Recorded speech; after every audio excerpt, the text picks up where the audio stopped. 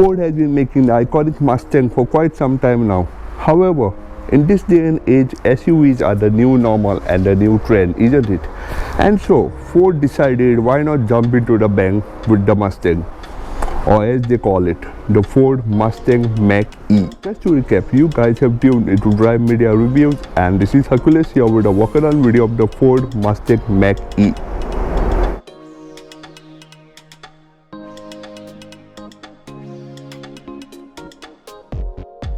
About variants, you got Select, Premium Rear-Wheel Drive, Premium All-Wheel Drive, and GT as the car you see over here.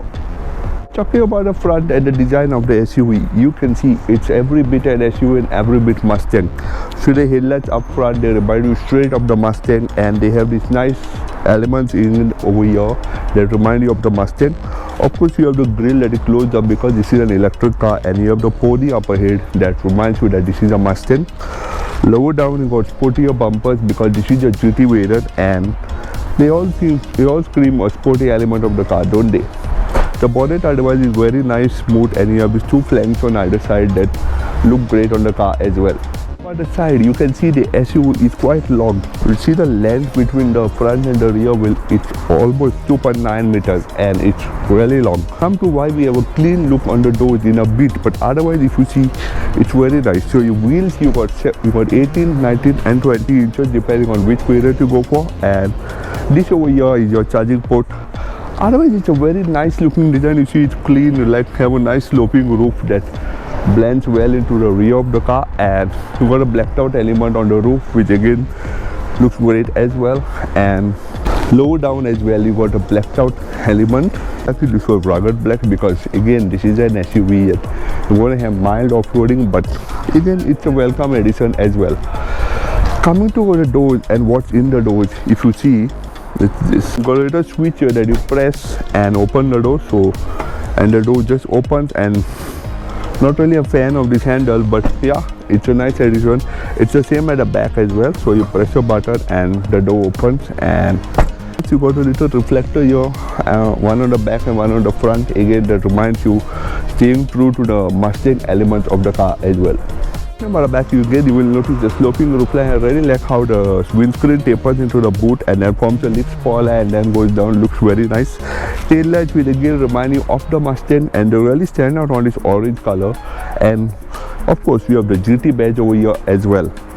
Roof spoiler with a high mounted stop lamp over here, again that looks nice, and you got a watch wipe on the car as well.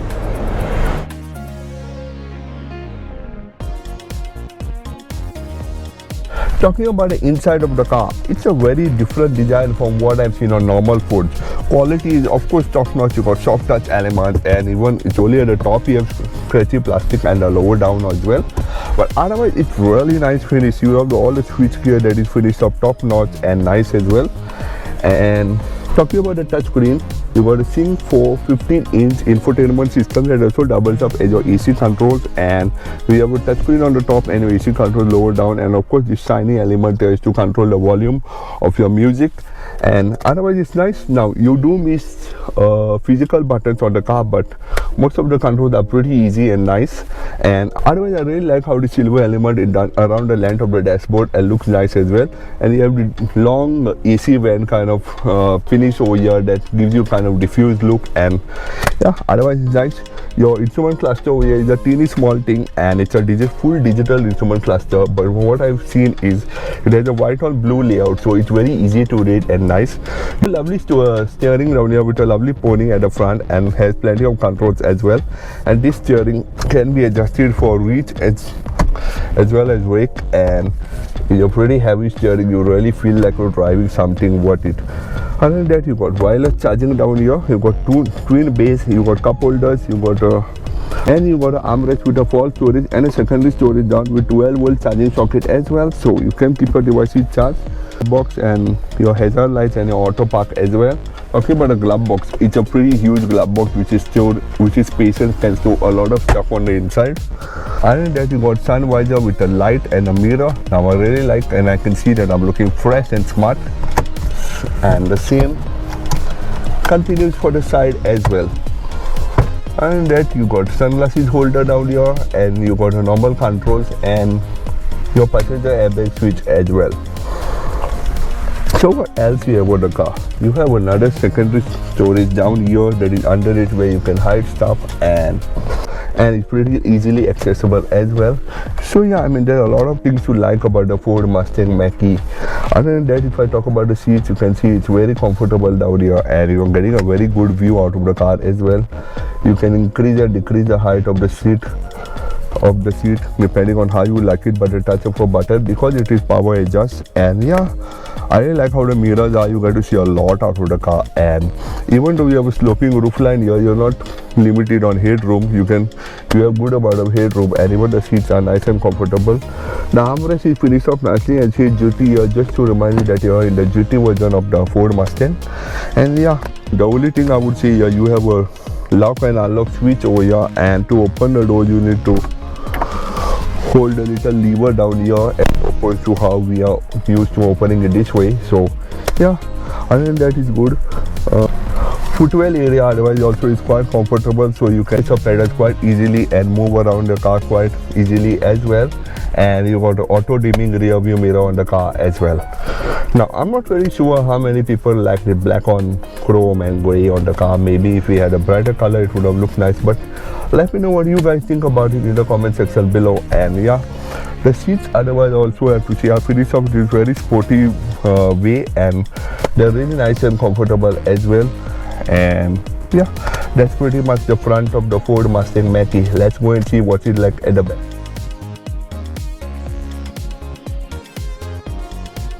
So, talking about the back seat of the Ford Mustang Mach-E, it's a very nice, comfortable place to be in. Seating tree over here would actually be a welcome position, although many will argue that we have this whole binnacle of the AC vents and everything of the center console popping towards the back.